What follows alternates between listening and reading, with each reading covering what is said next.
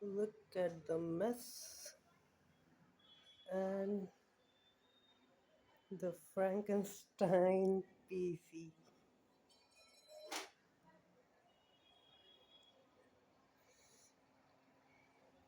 Two power supply.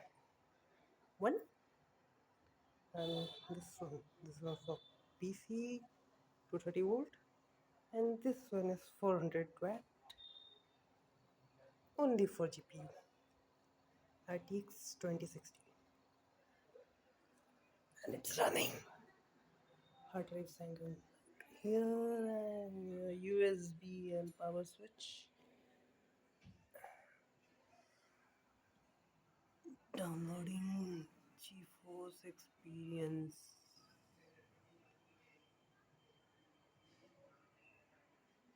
and everything is working quite well.